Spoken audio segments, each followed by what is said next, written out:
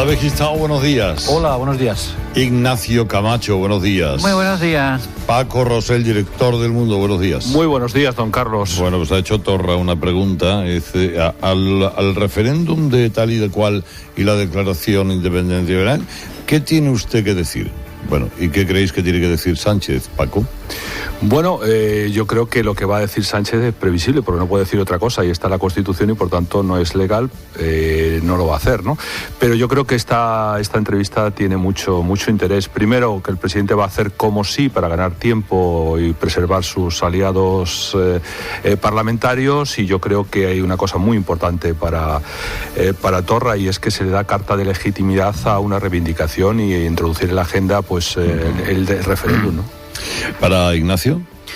Yo creo que es un juego, una entrevista de juego que conviene a los dos para ganar tiempo e irse cargando de razones cada uno para su plan. El de Torra avanzar hacia la ruptura y el de Sánchez prolongar lo que pueda su estancia en el poder y luego finalmente tener un pretexto para romper. Y para David en 10 segundos. Pero a esto añade que también sirve para volver a demostrar que el gran atasco que había en España debido a este asunto era culpa de una cerrazón, de una incomprensión, de una incapacidad de gestionar el problema de la derecha. Son las 8:30, son las 7:30 en Canarias. En tiempo de análisis, tertulia, en tiempo de charla y de entrevista, con Paco Rosell, con Ignacio Camacho y López de Sagredo y con David Gistao, tengo el gusto de saludar a don Pablo Casado Blanco, que como saben ustedes es candidato a la presidencia del Partido Popular. Señor Casado, muy buenos días. Buenos días, don Carlos. ¿Ha vivido usted tan intensamente a lo largo de su vida política alguna vez como estos días? Bueno, yo creo que la política es intensidad, ¿no? Es por definición, pero la verdad es que estos días estamos trabajando mucho, estamos viajando mucho por España y proponiendo un proyecto de futuro para el Partido Popular que en el fondo es un proyecto de futuro para España y más con la que está cayendo, ¿no? Él es la prensa y parece un déjà vu, otra vez el bucle, la rueda del hámster respecto a quienes quieren romper España y a los gobiernos que tenemos que enfrentarnos a ellos, pero que a veces las trampas a las que nos someten pues hace que los partidos políticos tengamos que pertrecharnos, tengamos que reforzarnos cuando estamos en la oposición, y en este caso yo creo que para el Partido Popular el principal pilar es la defensa de la unidad de España, que ahora está otra vez en riesgo. Aprovechando que ha sacado usted el tema, ¿qué opinión le merece y qué expectativas cree que plantea la reunión hoy entre el señor Sánchez y el señor Torra? Bueno, el documento previo es absolutamente inadmisible. Yo creo que partir de una especie de sumario de reunión o de orden del día en el cual se habla mal del jefe del Estado, se plantea como punto de partida las leyes de desconexión, se habla directamente del derecho a decidir o se plantea de nuevo, bueno, pues una agenda de ruptura sin ningún tipo de tapujo, con todas las estructuras paralelas que se fueron creando. Creo que es un mal punto de partida y yo creo que no tenemos que caer o tropezar en la misma piedra por tercera vez. Creo que en el gobierno de Zapatero hubo un claro engaño por parte de los independentistas a la hora de la negociación y el desbloqueo del estatut. Durante nuestro gobierno creo que tampoco fueron leales, sino todo lo contrario, tanto a la hora de plantear el 9N como por supuesto ya del célebre y dramáticamente célebre 6 y 7 de septiembre y todo lo que sucedió después y la supuesta apelación a un diálogo que fue una auténtica traición. Y ahora yo creo que se está planteando. Yo cuando oigo a la vicepresidenta del gobierno, la señora Calvo, hablar de una persona legal y legítima, cuando hace apenas una semana se hablaba de alguien supremacista y xenófobo, pues o ha cambiado ese interlocutor o ha cambiado el gobierno, pero sinceramente son los mismos personajes en una comedia de enredo que es una tragedia nacional. Y en este caso yo creo que hay que ponerse muy serio. Yo sí presido el Partido Popular, quiero dejar claro que el Partido Socialista, que ahora ocupa el gobierno, después de una moción de censura de la que ya hemos hablado mucho y de cómo fue, pero tiene que tener el apoyo del partido de la oposición para poner pie en pared a un desafío que además ahora parte ya de un terreno mucho más avanzado y de una sociedad mucho más hastiada y mucho más fracturada. Y eso sí, al mismo tiempo creo que tenemos que aprender del pasado reciente y dejar muy claro que no cabe ninguna contemplación y ninguna contemporización con aquellos que han demostrado que han dado un golpe de Estado y que además les está saliendo a algunos bastante barato. Es decir, que si usted hubiera sido presidente del gobierno, hoy no mantendría esta reunión, o al menos en estas condiciones. Bueno, y por supuesto, y al menos con ese punto de partida por escrito. Yo es que creo que es muy difícil que la reunión salga bien, salvo que acaben hablando de fútbol. O sea, claramente la hoja de ruta del gobierno independentista en Cataluña es muy clara. Y la creación de las estructuras que se suprimieron e incluso el reforzamiento de las estructuras que no pudimos suprimir, entre otras cosas por la famosa enmienda del PSOE en el Senado o por la tardanza a la hora de aplicar el 155 impuesta por partidos como el propio Ciudadanos, pues hace que ahora mismo tanto TV3 como Diplocat como la retirada del mecanismo de supervisión financiera hagan aún más difícil la respuesta. Una respuesta que además creo que tiene que ser política. El Poder Judicial la ha hecho una gran labor. Además, se ha hecho gracias a modificaciones legislativas que pusimos en marcha nosotros, como la reforma del Tribunal Constitucional, o vamos, por lo menos de la ejecución de las sentencias del Constitucional.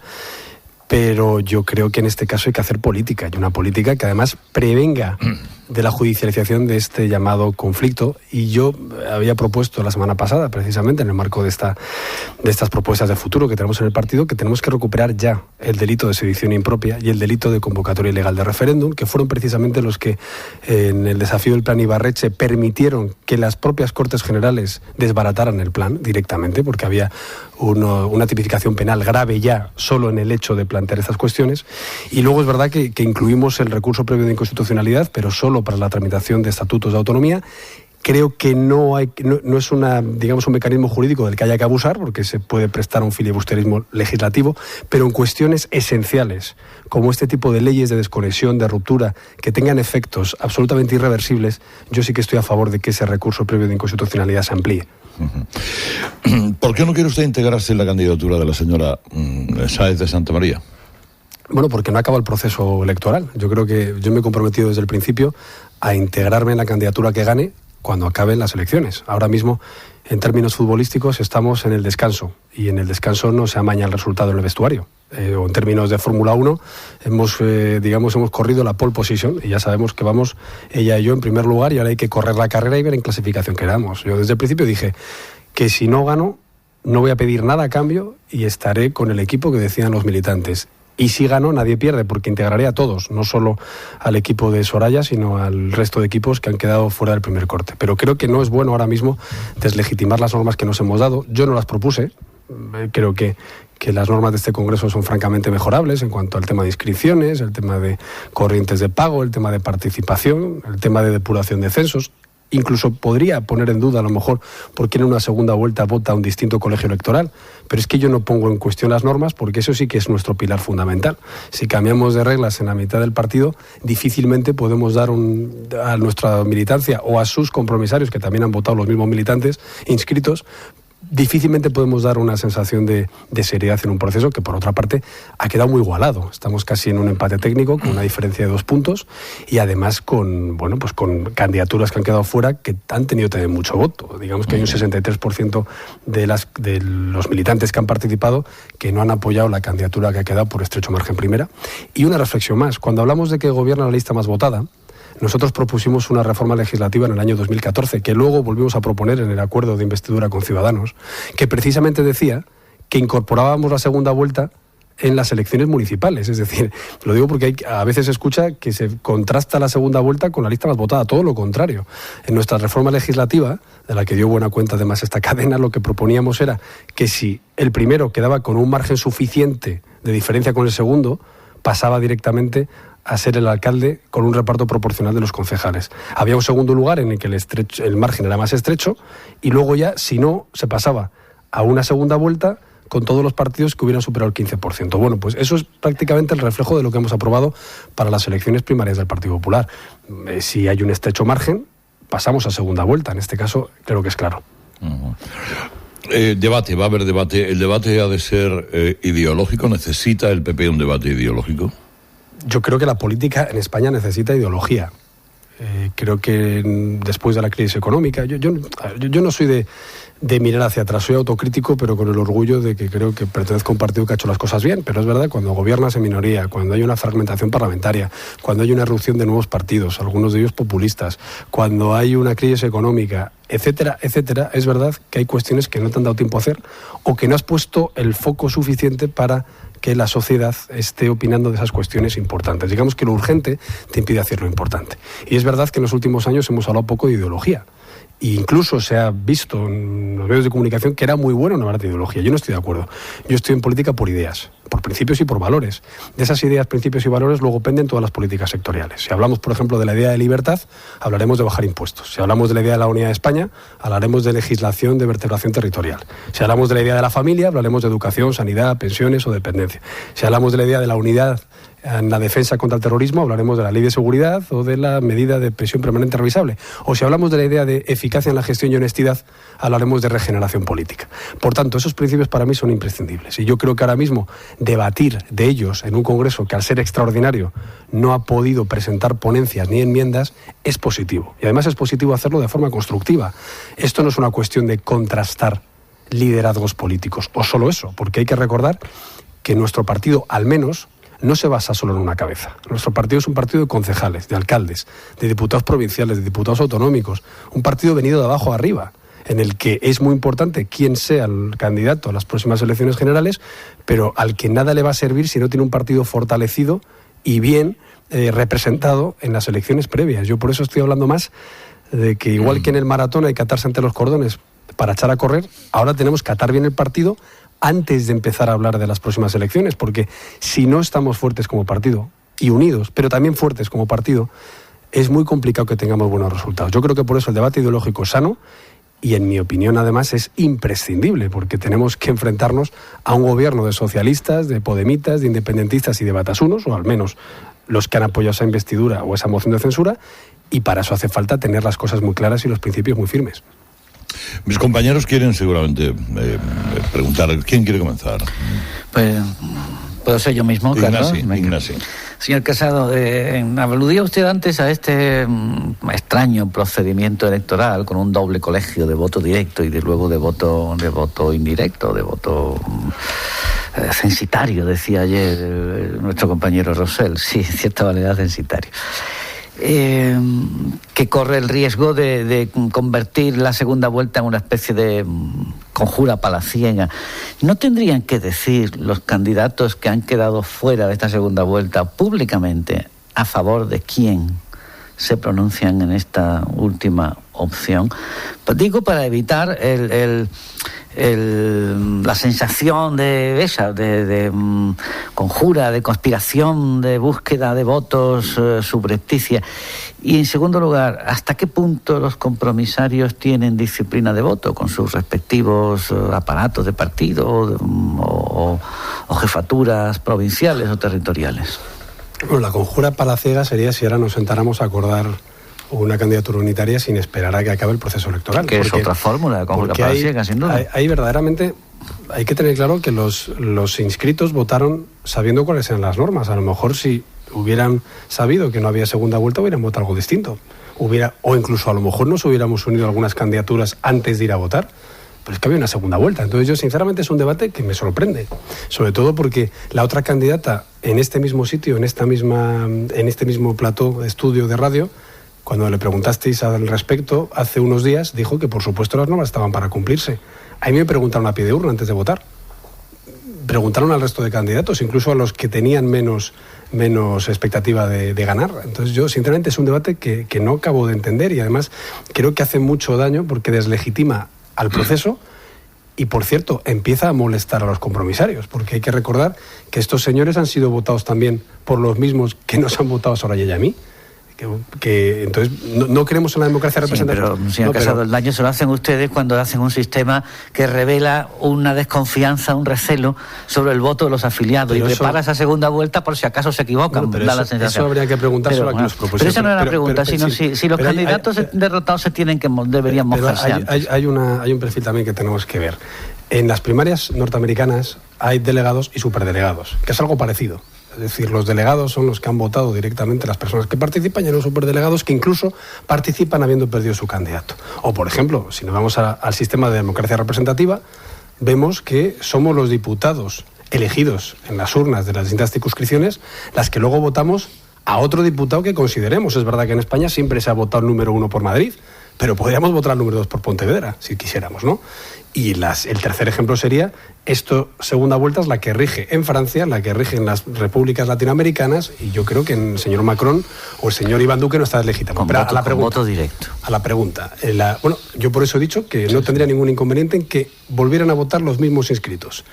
Pero eso también sería cambiar las normas. Y además, insisto, ¿por qué ponemos en duda que los compromisarios como delegados a los que han votado libremente no puedan participar? Porque este sistema de representación de delegados, que hemos hablado mucho de esto cuando había primarias en Podemos y en el PSOE y nos defendíamos respecto a nuestro sistema, también se hace por una cuestión lógica. A un congreso en Madrid no pueden venir 800.000 afiliados. Ya hemos visto que son muchos menos los que participan, pero ni siquiera 66.000. Y por eso, a través de delegados, vienen a ese congreso, que es donde se debaten las ponencias. En este caso, la novedad es que al ser un congreso extraordinario, en el congreso solo se van a votar candidaturas. Por eso insisto en el debate. Normalmente en ese congreso se debaten las ponencias y se votan. Y vienen representantes, no caben 66.000, caben 3.000.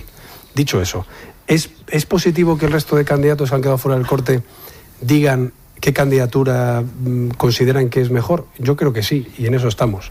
Y yo puedo decir que hay 5 candidaturas que estamos de acuerdo en lo esencial.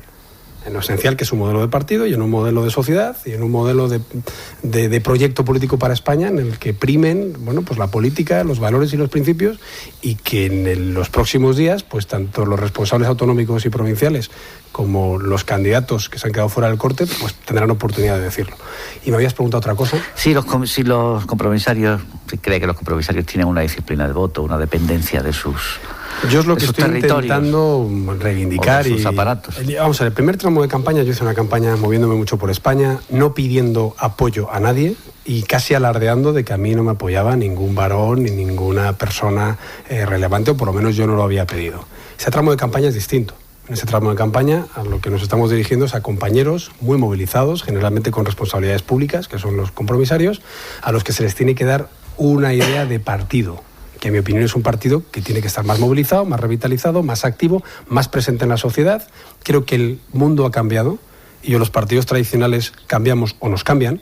Por eso surgen los movimientos y las plataformas políticas, en Marx o Trump, o aquí en España Podemos y Ciudadanos, porque los partidos tenemos que darnos cuenta de que esto ha cambiado, de que hay que tener sedes virtuales, de que hay que estar más presentes, de que ya no son actos tan multitudinarios, sino más sectoriales, más cara a cara, más estrechar manos, más escuchar, más proponer la sociedad, ¿no? Y en ese caso yo por eso siempre digo, la España a los balcones. Mi referencia, lo hemos hablado más veces, es que el partido lidere esa España que es transversal, que quiere participar, que es patriótica, pero que en el fondo lo que quiere es ir a lo esencial. Por tanto, yo voy a apelar a que los compromisarios tengan libertad de voto, y estoy apelando a los responsables provinciales y autonómicos para que no haya llamadas ni de indicación de voto, ni de presión, ni de quién te ha puesto, ni de quién te va a poner, porque mi tesis es que todo el mundo cabe, pero no quiero jugar al juego de las sillas. Para mí todo el mundo es imprescindible, pero lo que quiero es que haya más espacio para que venga más gente. Y más espacio a los compromisarios, traducido es que haya más concejales, más diputados, más senadores, es decir, que seamos un partido de 11 millones de votos. Y así no sobrará nadie, pero podremos incorporar a más gente, que hace falta captar el mejor talento. Paco. Sí, bueno, yo quiero olvidarme un poco, aunque podría entrar en algunos aspectos del reglamento del partido que se está jugando, pero quiero entrar en el partido porque me parece que es en este momento quizá lo más interesante, ¿no? Por un lado, usted, digamos, enfrentado a la ex vicepresidenta del gobierno, Soraya Sáenz de Santamaría, ha sido muy crítico con la política que se ha desarrollado en Cataluña, con relación a los nacionalistas, etcétera, etcétera. La primera pregunta que quería hacerle, esa forma distinta, ese malestar, ¿lo ha hecho ver, lo ha defendido dentro de los órganos del partido y ha sido crítico con la política, que yo entiendo que es la política del presidente Rajoy? Eso por un lado. Por otro lado, se hizo famoso cuando Hong Kong se incorporó a a China, se hablaba de dos sistemas, un país. ¿Cree que es posible, porque ustedes, tanto la vicepresidenta del gobierno como ustedes, están delimitando dos sistemas distintos del partido? Eso son, ¿se puede convivir con esos dos sistemas dentro de la propia organización? Y tercera, se ha hecho un poco estereotipo, un poco fórmula, diciendo que si usted gana, el que se va a disgustar es el señor Rivera, y si gana la señora Sáenz de Santamaría, el que se disgusta es Pedro Sánchez. No sé si está de acuerdo con ese estereotipo. Bueno, en primer lugar, yo he sido portavoz durante más de 2 años en la Dirección Nacional, estoy muy orgulloso de ello, y como portavoz creo que he sido leal. No he dicho nunca nada que no piense, pero es verdad que hay muchas veces que no he dicho todo lo que pienso, y eso creo que es la labor que tiene que hacer un portavoz. Sí que hay cuestiones que estoy diciendo ahora que, si revisamos la hemeroteca, se podrá ver que yo como portavoz las he defendido. Por ejemplo, en el tema de Cataluña, creo que también tu periódico publicó cuando yo dije que había que ilegalizar los partidos que promovieran directamente la fractura con España. Me costó una petición de reprobación del señor Tardá en las Cortes Generales.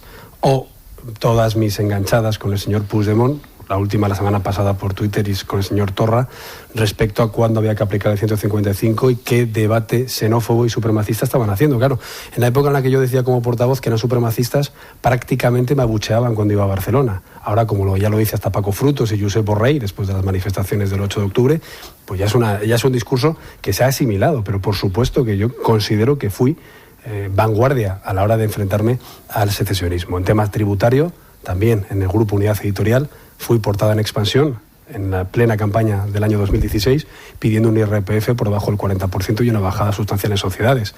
En el tema educativo he dicho, y lo mantengo, que la ley educativa se tiene que mantener. De hecho, fui presidente de la Comisión de Educación en la legislatura corta, y es claro lo que dije: la LOMCE no se puede paralizar. Nos la paralizó Ciudadanos y el resto de la oposición, pero creo que nosotros teníamos que haber seguido hacia adelante, porque había cuestiones esenciales como la lengua, como el tema curricular, como el tema de las evaluaciones de nivel, que creo que son absolutamente imprescindibles. Y en el tema de, las demás cuestiones, pues también. O sea, yo creo que he sido leal, pero al mismo tiempo he dicho lo que tenía que decir. La corrupción, por ejemplo, pues cuántos disgustos y cuántas portadas me ha costado también el ser muy exigente con los casos de corrupción en el partido. Incluso alguna amenaza de querella de alguna persona que ahora está en la cárcel. Y por otro lado, en cuanto a lo de Hong Kong, yo creo que, vamos a ver, no es que haya dos modelos de partido, porque yo he dicho que quien gane va a tener todo mi respeto sin pedir nada a cambio.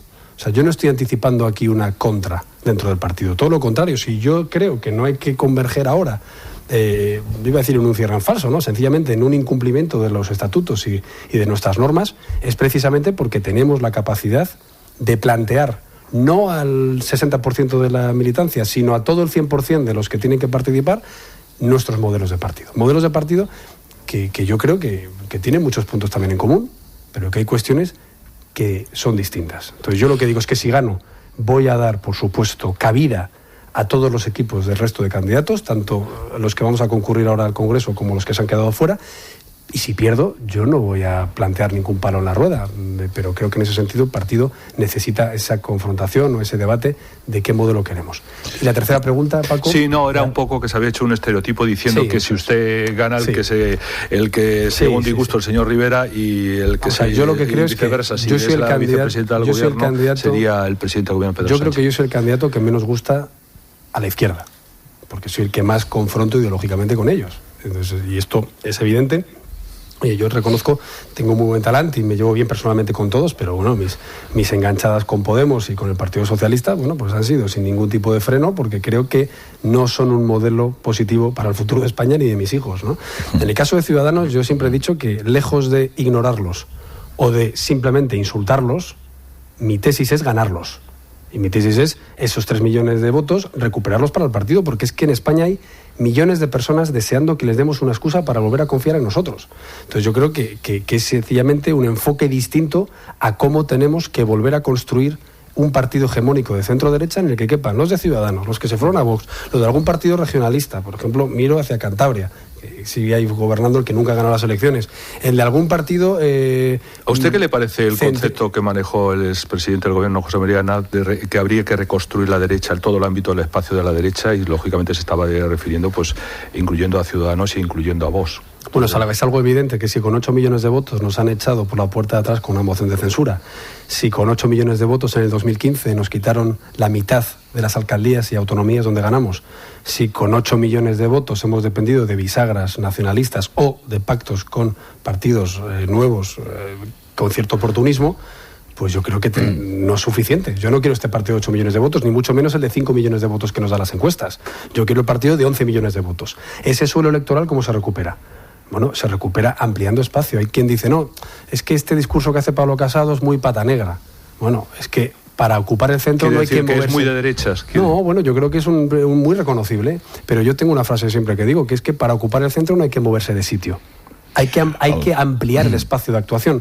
Por tanto, creo que tenemos que tener las raíces muy claras en cuáles son nuestros principios, pero luego, por supuesto, ser un partido transversal, un partido de mayorías que consiga alcanzar esos 11 millones de votos. Por cierto, la sociedad española ahora nos lo pone más fácil, porque hay ciertos vectores en los que no hay tanto izquierda o derecha, sino que hay una línea argumental, por ejemplo, de defensa de España, en el que es mucho más fácil moverse en una ampliación del espacio electoral, que es en lo que yo me quiero mover. Tengo serias dudas de si somos capaces, en un minuto, de preguntar y responder. Yo hago una pregunta que se responde con sí o no. A ver. Y además viene a colación de lo que preguntó Ignacio, que Ignacio estuvo a punto de preguntarlo. ¿Usted ha detectado que tiene un interés táctico o una ventaja táctica en el antagonismo entre Cospedal y Sánchez de Santa María, y hay conversaciones subterráneas para aprovecharse de ello en la segunda vuelta? No, menos para aprovecharse de ello, ¿no? Lo que hay es conversaciones con Cospedal, evidentemente. Bueno, además Cospedal no solo es una candidata que ha tenido muchos votos, sino que es presidenta de Castilla-La Mancha, ni más ni menos. Entonces, una persona con la que yo he trabajado desde el año 2013, con la que me une en pues, una línea programática y de partido, y con la que estoy hablando igual que con el resto de presidentes autonómicos. Ya he dicho que en esta fase yo lo que quiero es que la mayoría de las organizaciones territoriales se sientan cómodas en este proyecto. Y además yo no estoy hablando de cargos ni ofreciendo ningún tipo de responsabilidad, sino hablando de lo que necesita el partido para poder llegar cuanto antes otra vez al gobierno de España. Pero como digo siempre, no es tanto cuándo llegamos, que tiene que ser cuanto antes, sino para qué vamos a llegar, qué vamos a hacer, porque desde el gobierno de España perdimos 3 millones de votos. Por tanto, lo que queremos es llegar al gobierno de España, pero antes haber hecho una buena campaña municipal y autonómica, de la que nadie está hablando. Yo quiero ayudar a los concejales, a los alcaldes, a los compañeros que se enfrentan a unas urnas y que les puede pasar como en el 15, que se llevaron el golpe ellos para luego que nosotros pudiéramos mantenernos en el gobierno. ¿Está usted tan seguro que vaya a ser antes, señor Casado? ¿Que vaya a ser ante las generales? Hombre. No, que vayan a ser ante las municipales que las generales. Yo creo que sí, porque al final lo que ha demostrado la izquierda es que una vez que está en el poder, hará todo lo posible para mantenerse en el poder hasta el último día. Y ese es el problema. El señor Casado, candidato a la presidencia del Partido Popular, cuestión que se dirimirá el fin de semana del 21 de julio, dentro, en 15 días, esto lo tenemos resuelto. Señor Casado, bueno, le deseamos lo mejor a usted y a su competidora, con lo que hablaremos mañana. Y hablamos el 22. Muchas gracias, don Carlos. Encantado en saludarle. Hasta pronto, gracias por venir. Hasta pronto, gracias. Ángel Expósito es el Tron. Buenos días, Tron. Me imagino que en COPE Cuatro Caminos, ¿no? ¿COPE Cuatro Caminos? Eso es nuevo, ¿no? O Tres Cantos. Correcto. O sea, COPE Cuatro Caminos es, ¿cómo decirte? Es la patria. O sea, salvarte a ti de la provincia de Almería, macho. Exacto. En fin, una cosa bueno, es una cosa. Total, que estoy en COPE Tres Cantos. Oye, este fin de semana se ha hablado mucho, o por lo menos yo me he fijado, cómo ha vuelto encima de la mesa el concepto patriotismo. Uh-huh. Y en concreto, personaje a seguir, y lo hemos tenido aquí, y yo he tenido la suerte de estar con él bastante rato. En concreto lo ha puesto en marcha Manuel Valls, en Barcelona. Interesante, como línea política de debate y para la que nos va a caer de cara a las autonómicas y municipales. Pero pensando en el patriotismo precisamente, hay un par de noticias que he leído este fin de semana y me han llamado muchísimo la atención como gran déficit. No sé si de esta nuestra Europa, pero desde luego en España sin duda. La primera, Covite, las víctimas del terrorismo, denuncian que España es el único país de la Unión Europea que permite homenajes a terroristas. Ojo, fíjate los datos. Uh-huh. En lo que va de año, 106 actos de enaltecimiento de ETA por 76 del año pasado, un 32% más. Caramba, ¿alguien se imagina dentro de 2, 3, 4 años en Francia homenajes a los de la Sala Bataclan, por ejemplo? En sus barrios, en las banlieues, donde vivieran. ¿Alguien se lo imagina en Bruselas? ¿En el Molenbeek homenajes a los del aeropuerto. ¿Alguien se imagina en Londres homenajes, o en Nueva York homenajes a los de las Torres Gemelas, a los del puente de Londres? Pero en Irlanda sí, nosotros los imaginamos, han sucedido. Porque lo copia su padre, macho. Y al final lo malo es que les han terminado dando cargos a los terroristas. Ya, pues un homenaje cada 3 días. Ojo, y eso es lo que me repugna, efectivamente. Tampoco te quepa duda que en ciertas mezquitas de Francia y Bélgica sí son ejemplos a seguir estos terroristas, ¿eh? Ya.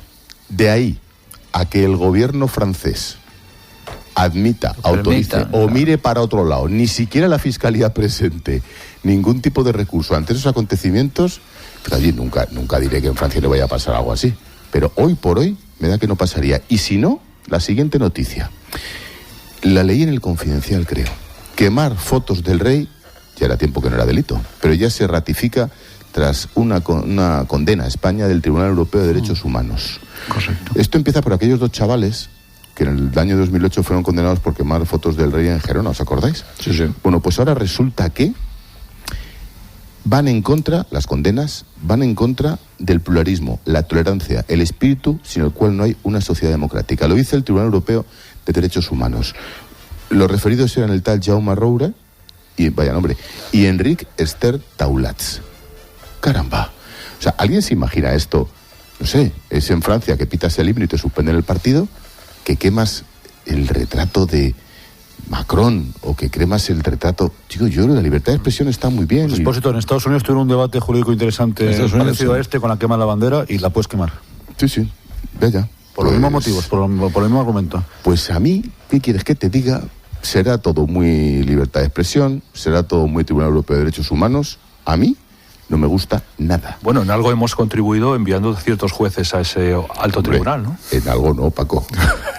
No se entiende la ironía. Es que además estaba enviado para lo que estaba enviado. Claro, naturalmente. Hizo su labor y su trabajo para sacar de la cárcel a unos cuantos etarras a través de la abolición de la doctrina nacional. Con la que está cayendo no deberíamos a lo mejor sentirnos un poquito más orgullosos de los símbolos de nuestro Estado, de nuestros gobiernos, sea quien vamos. No sé, a mí me parece que es como retroceder, como dar armas, como favorecer completamente que se sigan haciendo no sé qué cosas, ¿no? En fin, entre los homenajes a etarras y que ya se puede quemar, no pasa nada, es libertad. El retrato, la esfinge o lo que sea del jefe del Estado, caramba, a lo mejor es verdad que hace falta un poquito de rearme patriótico, por lo menos. Me voy alegrando mucho de saludarte. Hola, chicos. Hasta la tarde. Bueno, chicos, no sé si queréis añadir algo más acerca de la entrevista de esta mañana, o ya lo hemos dicho todo, acerca de esta apariencia de bilateralidad que quiere escenificar el señor Torra, y luego invitando además al presidente del gobierno español a que vaya a Barcelona, ¿no? Que es como una cosa de decir, primero aquí en tu país, luego aquí en el mío, y tú y yo somos más o menos iguales, etcétera, etcétera, y fijaos bien que estamos negociando, qué maravilla, cómo hemos adelantado, aunque luego en la reunión hablen de fútbol, que me parece es de lo único que van a poder hablar. Sí, pero ese concepto de bilateralidad que pretende Torra, evidentemente, también lo está reafirmando con algunas actitudes el presidente del gobierno.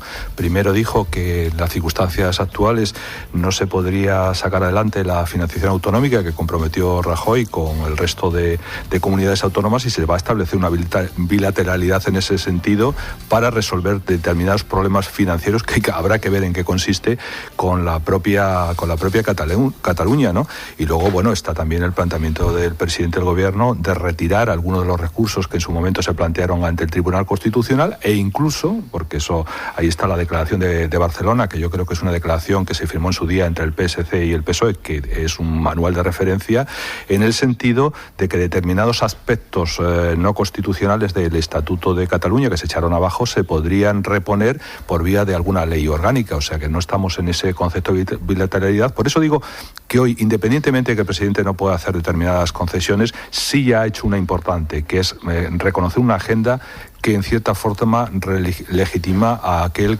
al que se refería pues hace algunas semanas como el Le Pen catalán, e incluso pues pedía que se regulara de otra manera acontecimientos como golpe de Estado como el que se produjo en Cataluña, etcétera, etcétera, o que se regulara incluso las tomas de posesión para evitar espectáculos como la propia toma de posesión del propio Torra. No, y el viernes la ministra portavoz dijo una cosa Que recuerda épocas poco gratas. Dijo aquello de la política va por un lado y la legalidad por el otro. Esto recuerda aquello de las políticas está al servicio de las palabras y no ¿cómo eran las palabras? Ya no me acuerdo. Aquello que decía Zapatero sobre la política y las palabras, que quería decir más o menos que el lenguaje Alicia. Eso es, que el lenguaje Alicia, que las palabras significaban lo que él quisiera y que iba a hacer más o menos en cada momento, y que iba a hacer más o menos lo que le diera la gana. Esto efectivamente es esta relajación de los conceptos, esta licuación de los conceptos de legalidad, de posibilidad incluso. A mí me parece peligrosa, aunque en Sánchez hay que tener siempre en cuenta que es capaz perfectamente de hacer una cosa y la contraria, según su conveniencia, porque no tiene otra conveniencia ahora mismo que el proyecto electoral. Sánchez no está gobernando no está ejerciendo el poder para gobernar, sino para ganar las próximas elecciones, para establecer un programa. Y ahí cuenta el apoyo que le pueda dar Torra para sostenerse el mayor tiempo posible. Ese apoyo estará condicionado, evidentemente, pues a políticas de apaciguamiento. Paco ha citado algunas, en fin, las que pueda obtener, las prebenditas que pueda obtener en esta legislatura. Y yo creo además que irá dentro de todo eso la promesa de una reforma constitucional de carácter más o menos plurinacional, que Sánchez no podría ofrecer ni aunque ganase las elecciones, porque nunca tendrá los 2/3 del Parlamento. Pero a partir de ahí, es que no puede haber más encuentros, ya no hay más terreno de encuentro. Es decir, ¿hay un recorrido común? Sí, que puede hacer durar algo la legislatura, y que es lo que Sánchez va a intentar, porque Sánchez, como mucha gente dice, está pagando apoyos de la moción. Sí, pero sobre todo está comprando los del tiempo que le queda. Y a partir del momento en que esta gente se tira al monte, porque se volverán a tirar, porque al final terminan diciendo, no, esta gente son iguales, los de Madrid son todos iguales, del PSOE, del PP y tal, nos vamos al monte. ¿Cuándo? No lo sé, pero ese momento ocurrirá, y bueno, pues ahí se acabó la legislatura, y yo no descarto ver a Sánchez aplicando el 155, si electoralmente ve que le conviene. Pero mientras tanto, con una cosa, yo lo veo como observador, estoy esperando a que ocurra. Fíjate que hasta qué punto la reunión de hoy tiene algunos inconvenientes de relato, por así decirlo, que para intentar compensarlo, la vicepresidenta Calvo se hace fotografiar junto a una enorme bandera española en el mundo y nadie la cree. Nadie cree esa foto, que es absolutamente compensatoria de la reunión de hoy, por ejemplo, o ciertos alegatos proconstitucionales. Conociendo a Carmen Calvo, sí, No, pero es otra cosa, esto es como lo de las gafas de sol. Estamos pensando en una imagen pensada para que se perciba algo, y en este caso es un patriotismo compensatorio o una foto compensatoria, o al menos así me lo parece a mí. Pero más allá del fundamento de la reunión de hoy, hay cosas que Sánchez ya ha agredido, y que a mí me sorprende mucho que todavía no le haya supuesto ningún tipo de erosión social, incluso considerando que el PP no está, porque está con un proceso interno que lo mantiene en boxes, que Ciudadanos anda también un poco despistado y reubicándose después de una moción de censura que lo ha dejado descolocado. Pero aún así, Sánchez, ya solamente con la reunión de hoy y con otras cosas, ha arruinado una capacidad que tuvo la sociedad civil española de volverse homogénea contra el golpe catalán o contra el golpe independentista, dentro de una homogeneidad en la cual entraron también los socialdemócratas y también Sánchez. Entonces, estamos ya acostumbrados a cierto cinismo muy pragmático de Sánchez, acompañado además por su órgano periodístico, de contradicciones de una semana a otra en doctrinas muy poderosas. Pero aún así, después de lo que sucedió en España durante los últimos años y después de cierta activación social, antes se refería a Casado a las banderas en los balcones, fue mucho más que eso. Fue la incorporación de la socialdemocracia a una defensa de la unidad de España como no habíamos visto nunca. Como no había pasado nunca en España, ni contra el terrorismo, porque entonces de lo que se hablaba era de preservar la vida o el derecho a vivir.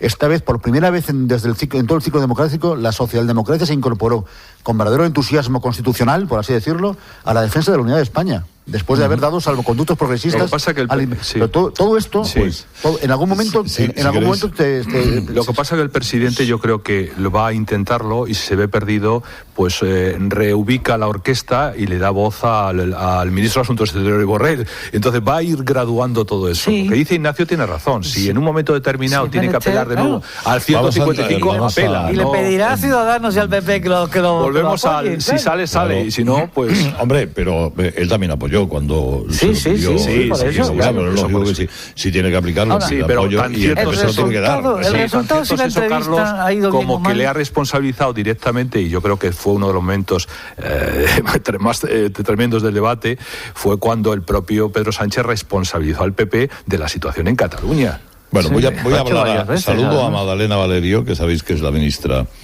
de varias cosas, de empleo, de migraciones, de seguridad social. Es decir, fijaos si tiene cosas que puede contaros cosas. Querida Madalena, ¿cómo está usted? Muy buenos días. Muy buenos días, Carlos. Muy buenos días. ¿Cómo va eso? Pues bien, se ha olvidado usted del trabajo. Es trabajo. Trabajo. Trabajo, sí. migraciones y seguridad social, pero es verdad que incluye empleo, acuerdo, diálogo con las comunidades autónomas en cooperación para las políticas activas de empleo, las prestaciones de desempleo, es decir, bien, un transatlántico. La última vez que hablábamos me decía usted, mire, el problema de las pensiones existe en que han bajado las cotizaciones, entre otras cosas porque la reforma laboral de Rajoy ha permitido ello y ha sido muy perjudicial para la Caja de la Seguridad Social. Quiero recordar que era algo parecido a eso, ¿no? Uh-huh. Bueno, pues ahora es usted ministra, tiene la oportunidad de retocar esa reforma laboral en ese apartado en concreto. ¿Lo va a hacer? En ello estamos, estamos y utilizando la metodología que creo que nunca se debería haber abandonado para trabajar velar por el presente y el futuro del sistema público de pensiones, que es diálogo social, diálogo con las organizaciones sindicales y empresariales más representativas y, por supuesto, con otros colectivos que están defendiendo también el sistema público de pensiones, pero fundamentalmente con los agentes sociales, y también diálogo e intento de acuerdo político en el Pacto de Toledo. Así que a ello vamos, a adoptar todas las medidas que sean necesarias para dar confianza y esperanza en el futuro del sistema público de pensiones. Ya, pero me habla usted de buenas intenciones, pero no de medidas concretas. El diálogos sociales, que en fin lo ha habido, yo creo que lo ha habido casi siempre, vamos, no sé, unas veces más que otras supongo, pero lo ha habido. Y reuniones en el Pacto de Toledo, etcétera, etcétera, cosa que han intentado ustedes, tanto ustedes como lo que ahora son oposición, cuando era al revés, etcétera, etcétera.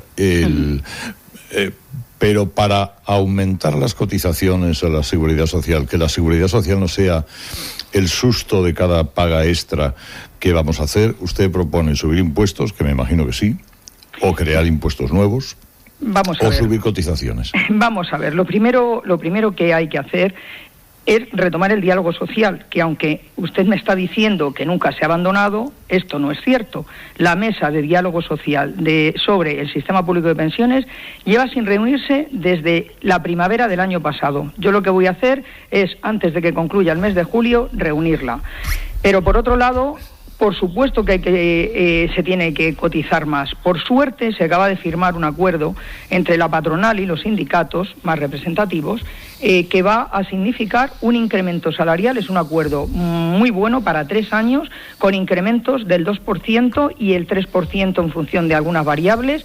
Esto va a significar que, aunque es verdad que se ha recuperado un poquito el empleo y más empleo, pero que hay que subir la base media de cotización, porque la pensión media de jubilación, por razones diversas, ha ido subiendo en estos últimos años. Así que este acuerdo entre patronal y sindicatos es una buena noticia. Más empleo de más calidad, con mejores salarios, que significa mejores cotizaciones, que implica mejor calidad de vida para los trabajadores actuales, pero también más dinero para la Tesorería General de la Seguridad Social. Y luego, evidentemente, yo creo que en aquella entrevista ya se lo comentaba, hay que adoptar toda una serie de medidas de racionalización de los gastos. Es decir, no se pueden seguir pagando con dinero de las cotizaciones, sobre todo cuando estamos en un sistema en déficit, cosas que no tienen por qué pagarse con cotizaciones, que pues se pueden pagar perfectamente con impuestos. Por ejemplo, las reducciones de cuota, las tarifas planas, todas estas medidas que son de fomento del empleo y del autoempleo, no se pueden seguir cargando a la tesorería. Esto son políticas que son políticas de Estado y hay que pagarlas con impuestos. Por ejemplo, los gastos de gestión del propio sistema de la Seguridad Social, al igual que los gastos de gestión de los demás ministerios se pagan con impuestos, debería suceder lo mismo. Es decir, si vamos quitando gastos impropios, le quitamos presión a la tesorería, vamos a tener más margen de maniobra para pagar las prestaciones contributivas, que es para lo que está el dinero de la tesorería. Y luego ya la propia ley, nuestra ley, el artículo 109 de la Ley General de la Seguridad Social del texto refundido, prevé que básicamente las prestaciones se pagan con cotizaciones, pero también se pueden inyectar impuestos. Así que también nos tendremos que plantear, al igual que han hecho países países de nuestro entorno, como Francia o Alemania o algunos otros, sobre todo en países donde la presión demográfica se ha notado antes, donde el baby boom, los efectos del baby boom, de las jubilaciones de esas generaciones se ha notado antes, pues han tenido que inyectar impuestos. O sea, evidentemente en este país no estamos ajenos a la realidad y tendremos que valorar, a ver exactamente cómo, de qué manera y qué impuestos. El PSOE puso encima de la mesa pues el tema del impuesto a la banca, las transacciones financieras, el PP a las tecnológicas, en fin, podemos debatir sobre si impuestos específicos finalistas, imposición general. Bueno, esto se puede debatir y es lo que hay que hacer, sentarse a debatir sobre qué salidas son las mismas. El PSOE no tiene mayoría parlamentaria, la aritmética parlamentaria es complicada, así que desde luego hemos sido siempre partidarios del diálogo, de la negociación y del acuerdo, pues ahora más que nunca. El subir impuestos, que se han propuesto 3 impuestos que teóricamente no van directamente al bolsillo del ciudadano, pero que indirectamente sí, ¿no? Es decir, no tanto el de las tecnológicas, pero sí el del diésel, o sí, bueno, lo van a asumir las refinadoras, y sí el de la banca, que supongo que no lo va a pagar Ana Patricia. Quiero decir que repercutirá en nosotros.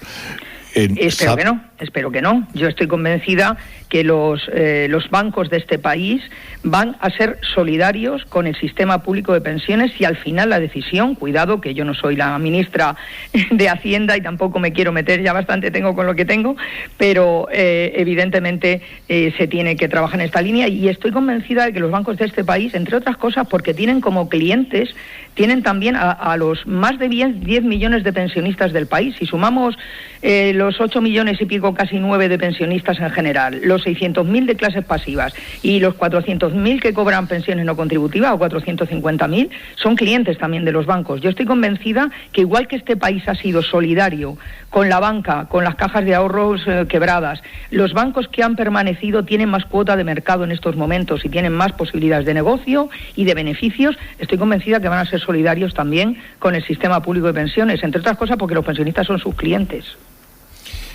Bueno, de buenas intenciones está el paraíso lleno. Bueno, yo prefiero tener fe y confianza en que estamos en un país serio, en que este es un gran país y entre todos, poniendo cada uno nuestro granito de arena, vamos a ser capaces de sacar adelante algo tan importante como es el sistema público de pensiones.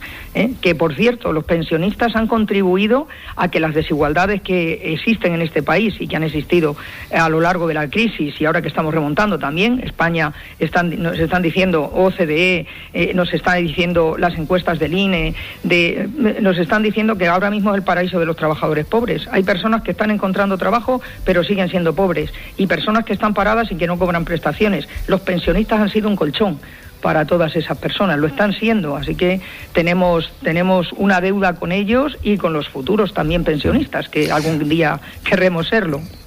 Explíqueme una cosa que no acabo de entender. Cuando usted hablaba de los falsos autónomos el otro día, es decir, la voluntad de que los autónomos paguen la cuota en función de los ingresos, ¿a qué clase de autónomos se está refiriendo? Vamos a ver, son dos temas distintos. Una cosa son los falsos autónomos, que en estos momentos, al albur de lo que se denomina economía colaborativa, que el nombre suena bien, ¿verdad? Economía colaborativa, bien.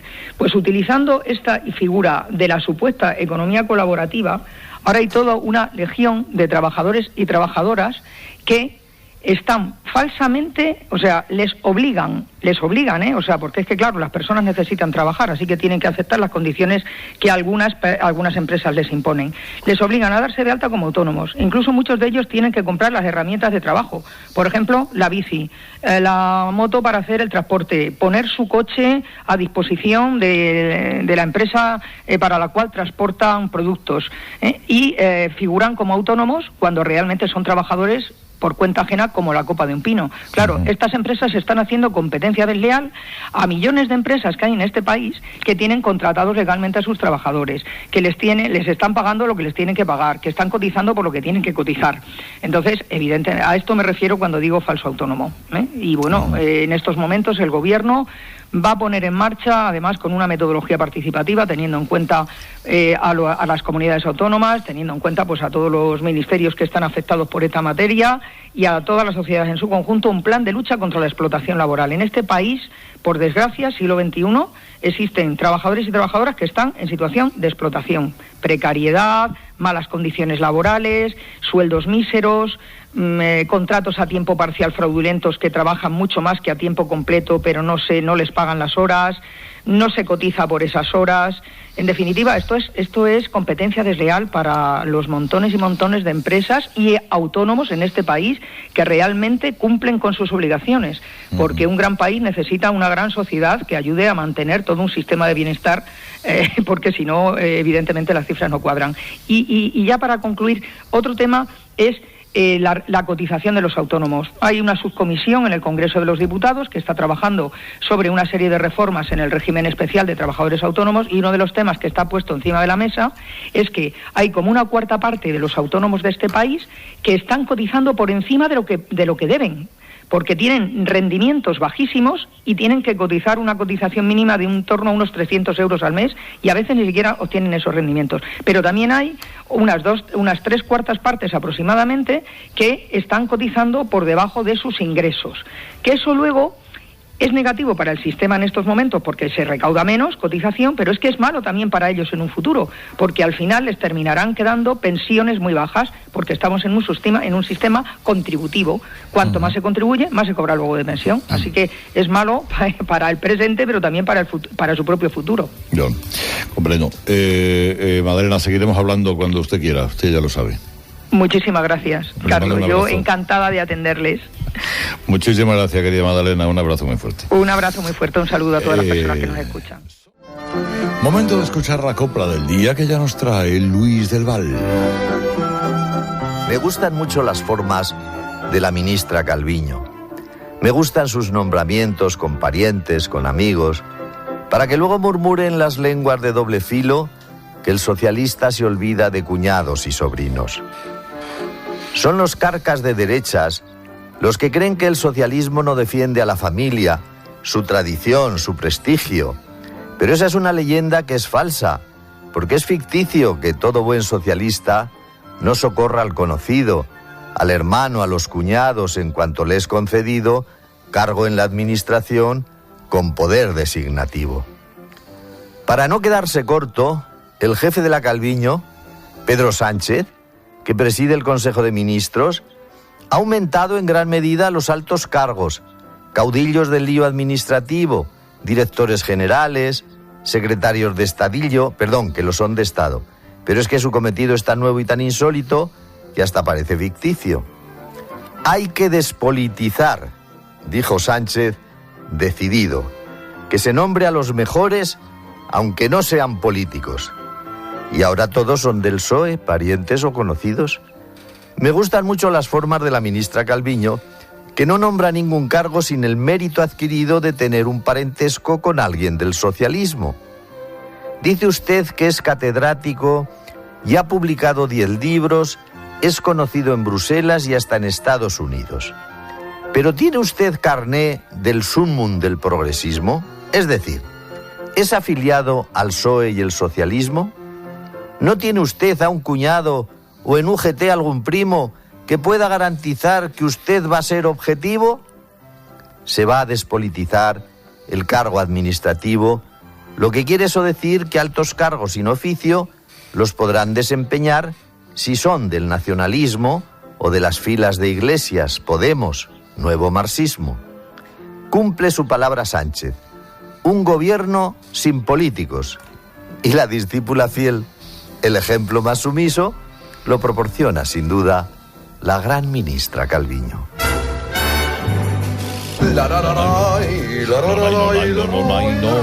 uno, y dos, y uno, y dos. Venga, chicos, un poquito de gimnasia sueca. Que son las 9:38, qué buena rima, las 8:38 en Canarias. Tengo agujetas en los muslos. Antiguo eso, la gimnasia sueca. A mí me gusta mucho hacer gimnasia sueca por las mañanas. La gente hace tai chi, porque somos unos cursis, pero somos unos snobs. Donde esté la gimnasia sueca, en chándal de felpa. Eso es lo que hacíamos en el colegio, ¿no? Anda, claro. ¿No te acuerdas que nos sacaban al patio? Y 1, 2, había. Y 1, las 2, piernas, venga, y 1, 2. y tal y que cual. Bueno, pues nada, hijo, que aquí estoy. Insisto, con agujetas en los muslos de bailar reggaetón. Estas cosas que le dan a uno por hacer los fines de semana. Sí. Tenemos a Sánchez y a Torras, a Casado y a Santa María, a Luis Enrique y a Rubiales, porque también nos están escribiendo. Sí. Dicen, ya veremos qué tal lo hace Luis Enrique. Por lo pronto, estoy frita por ver qué relación va a mantener con los jugadores del Real Madrid. Rubiales y Luis Enrique, qué equipazo. Oye, ¿sois partidarios de que llegue Luis Enrique a la selección? No. No, ¿por qué? No, a ver, futbolísticamente de los disponibles es el mejor, pero es que es un incendiario, es un hombre combustible, tiene un temperamento combustible, y el puesto de seleccionador nacional es un puesto político. Político en el sentido de que requiere, o diplomático si quieres, requiere una interlocución, un talante, una simpatía, una empatía, más que una simpatía, una empatía. Este hombre va a convertir la selección en un equipo antipático. Es la eterna pregunta, además, a la cual los periodistas tenemos una importancia excesiva. ¿Qué prefieres, un antipático ganador o un simpático que te va a comer chuletones que luego pierde todo el día? No, pero es que puede ser un antipático que es perdedor, bueno, como Mourinho. O un simpático ganador y no ganaba nada. Porque no va a ser un simpático. No digo que Luis Enrique sea un ganador y que sea. No, el problema de Luis Enrique, que es un antipático por sistema y hace gala de ello, es que es un provocador. Es un provocador. Entonces, no facilita cualquier clima de entendimiento y va buscando el choque directamente. Eso, pero yo Paco, creo que ha sido un caso en el que el paso de jugador a entrenador no lo ha moderado en ese sentido. Pero la pregunta todo es clave. Lo contrario. La pregunta es clave. ¿Dónde es un tipo con relaciones malas? ¿Dentro del vestuario o solo con los periodistas? Porque es con los periodistas que los periodistas se apañan. Bueno, dentro también, No es con los periodistas. Hay que preguntar a sus jugadores si los trata bien, si no sabe llevar un vestuario. Sí, pero tú sabes que... Porque no de ruedas de prensa simpáticas me parece un detalle menor. David, tú sabes que ser seleccionador de España no es lo mismo que ser entrenador de un equipo de fútbol. No. Te obliga a una serie de cosas que tienes que tener en cuenta y una serie de sensibilidades que desde luego no viene de la escuela diplomática de Luis Enrique, todo lo contrario. Pero lo prioritario es lo técnico y lo que sucede dentro del vestuario. Cada vez que le pregunten sobre una cuestión polémica, y tú sabes que en la selección abundan de todo tipo, que están desde el ámbito estrictamente futbolístico o otros que le rodean. En el vestuario Luis Enrique no va a facilitar si nos sobran personajes anodinos, hombre, una buena cosa correcta. Otra cosa. Es que también hay que poner las hostias de el vestuario del Barça la montó también. Quiero decir que hay entrenadores que evidentemente tienen el talento del propio Luis Enrique que evitarían ese frente. No quiere decir que sea un relaciones públicas, ¿sabes lo que pasa? Pero que por lo menos no vaya activando bombas por allí por donde pasa. En la época de Guardiola terminé tan harto de los entrenadores que en la rueda de prensa te curaba un niño por imposición de manos que traer un borde. No, pero entre una cosa y otra pones al niño. Entre una cosa y otra. Que ha sido al otro extremo, pero ahí están los del Bosque, los Zidanes. Es que hay más cositas. Si lo sé no digo nada, macho, porque se nos va el tiempo. Nada, ha reventado el encuentro Sánchez Torra directamente. Sí. Pues mira, sobre esto han escrito mucho esta mañana. Pedro Sánchez, pase lo que pase en la reunión con Torras, que no pasará nada llamativo, está facilitando el rearme de los separatistas. ¿Por qué le dan tanto bombo mediático a esta reunión? Si el anterior presidente ya se reunió con Puigdemont y con más y no tuvo tanto eco. Es absolutamente cierto. Claro. Y también le pidieron el referéndum de autodeterminación. Y también le dijo, lo único que se le puede decir, mira, es que eso no se te puede dar. Y aunque quisiera, no se lo pueden dar. Pues. Ahora, déjame decir una cosa. El éxito o el fracaso de esta reunión de hoy lo sabremos en las primeras votaciones del Congreso. Sobre todo la del techo de gasto. ¿Y eso piensan en la sección Yo Pienso de qué de esta reunión, Mariano? Mire, me parecería un error que saliese el señor Torra con pieza cobrada de la Moncloa de cara a que le va a saber a poco todo lo que saque de, sinceramente. Pienso que el señor Sánchez se tiene que mantener derecho, pero tengo unas dudas muy serias. Muchas gracias. Marina. ¿Alguien sabe algo del látigo inquebrantable contra la independencia de Cataluña que se suponía que era Borrell? ¿Ha dicho algo? ¿Dice algo? ¿Ahora ya no es tan látigo? ¿Es solamente una media de seda? ¿O es que la cartera ministerial tiene sedante?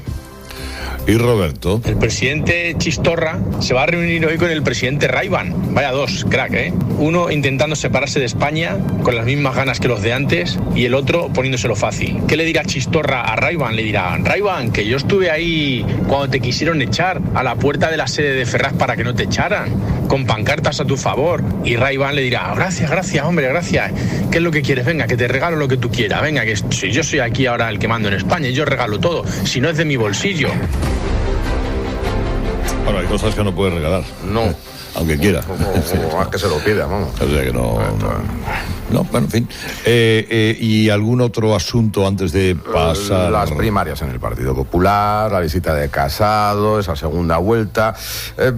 Lo necesario para el Partido Popular es la renovación total. Esa solo la puede dar Casado. Pero por otro lado, los militantes queremos a Soraya y que los compromisarios se vayan a su casa. Cospedal y Casado están rompiendo el partido. Aquí hay opiniones para todos los gustos. La risa va por barrios, está claro. No soy del Partido Popular y bajo mi humilde opinión, la señora de Santa María es inteligente y seguramente honrada, pero no sabe jugar al mus en Cataluña, ya lo demostró con el 155. Bueno, damas y caballeros, ahora a las 10 de la mañana les espera durante todo este verano, un verano apasionante, de la mano de Agustín Bravo, que va a comenzar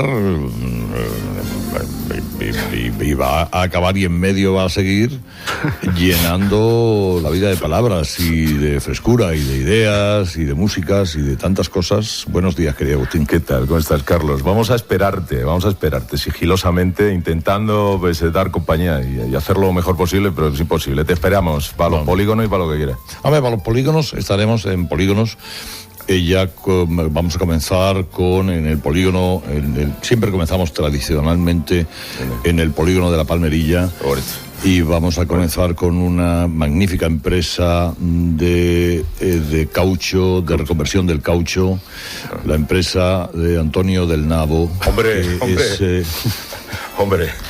Que rima entra con en el Bravo. IBEX. Está en el IBEX 35. No, del Navo. Y como su propio nombre indica, se dedicará al recauchutado. Sí, pero vamos a ver, del Navo es un apellido italiano, es conjunto y con V, del Navo. Navo. Es que claro, es que, vamos a ver, aquí es que hay algo, que soy como chiquillos, de verdad, oís una rima y ya está ahí. Como chiquillo de periodo de vacaciones, Carlos. Claro, hombre, por favor. Que nos gusta una rima. Pues, dile la zona, ya verás cómo no puede evitarlo. Tratamos en el caucho, pues podemos imaginar fácilmente vamos a ver, actividad industrial. Los profilácticos dejaron de ser de caucho hace mucho tiempo, son de látex. Pero es verdad que para los alérgicos al látex, la industria del Navo ha creado de nuevo un profiláctico de caucho. Haber avisado, que llevo 4 hijos. Es un profiláctico de caucho, bueno, en fin. Bueno, vamos a ver. Soberbio, Magnum. Hoy vamos a Agustín, vamos a recordar ahora a las 10, ¿verdad? Sí. A las 6:30 de la mañana hablábamos con el padre de Patricia Aguilar. Era la noche limeña, peruana, era la madrugada, cuando tú, Carlos, hablabas y entrabas directamente a hablar con un padre, pues es una mezcla de esperanzado, desesperado, preocupado, todo eso mezclado. Era más que una entrevista, yo creo que era una conversación entre dos seres humanos magnífica. ¿Y qué vas a hacer hoy esta mañana, además pues mira, de todo ello? Vamos a hablar después con el doctor Brez Almeida, vamos a hablar de... Hay una fotografía que nos ha llamado mucho la atención esta mañana, y es de un camionero, que fíjate, un camionero además que no debe ser británico, porque tiene la parte izquierda del rostro, la que da justamente a la parte de la ventanilla, donde le suele dar el sol o el aire, tiene la piel que parece pues un anciano de 90 años, ¿no? Cuando este hombre tendrá alrededor de 50 y tantos, ¿no? Estamos hablando del cuidado de la piel en algo tan importante como repetimos todos los veranos, porque el cáncer de piel sigue aumentando. Ajá. Así, claro. Después vamos a hacer una conexión con los Sanfermines, con Maite Moro, nuestra compañera de COPE Pamplona, y lo vamos a hacer con una sintonía además espectacular, que yo te sugiero que la escuches, porque te va a traer muy buenos recuerdos la sintonía. Fantástico. Pues ahí estaremos. Bueno, esta mañana con Agustín Bravo, y todas las mañanas con Agustín Bravo. Desde ya, en lo que ya le digo a mis colegas, no os perdáis los polígonos este año. Hay 4 o 5 contratados, por supuesto el clásico del puerto de Motril, no de mí, María Jesús y mis mellis, los 2 pesqueros, aún no sabemos cuál de los 2 va a estar en formación, ¿no? Ese día limpiando cabeza de sardina, que es una forma de que la radio esté con la industria pesquera española, ¿no? Con el sector de... A lo de las sardinas no me harás ir después de no haberme invitado a la fiesta, ¿no? Vamos a ver, hay una gran polémica con eso, ¿eh? Aquí ha habido Aquí ha habido mucho enfado con eso. ¿Cómo está? Una lista de excluidos. Claro, es que han ido a excluir al alma de la fiesta. El único que mantiene eso arriba. Que la fiesta la intoxicara alguien al que se le rogó de rodillas que viniera y dijo, bueno, pues día, porque tenía sus cosas de no sé cuántos. Esto ha sentado muy mal en el corpus. Pues habrá que repetirla para que salga bien. De este programa, yo te lo digo ya, yo no, porque en fin. Pero tus compañeros lo han considerado una deslealtad intolerable. Pero se repite en Motril y ya está. Exactamente, que se venga al barco de Motril. Ahora nos vamos al Corte Inglés. Venga, que nos vamos pero a Hipercor, porque las rebajas de moda en Hipercor también han vuelto. Nunca los descuentos y los precios de Unit fueron tan buenos. Unit, tu marca de moda de verano y baño, te trae los diseños más actuales para toda la familia con tus básicos esenciales, como zapatos y complementos, bañadores de lunares o estampados, bikinis, bermudas y blusas de algodón, caftanes, sandalias, yutes, mocasines, alpargatas. Mira qué precios. Por ejemplo, nos encontramos con polos básicos para hombre por solo 7,99 euros o camisetas de manga corta para niña o niño por 2,99 euros. Las rebajas de Unit de Hipercor, más que un buen precio. Adiós, chicos, adiós. Hasta ahora, Agustín, hasta ahora. Herrera en COPE. Estar informado.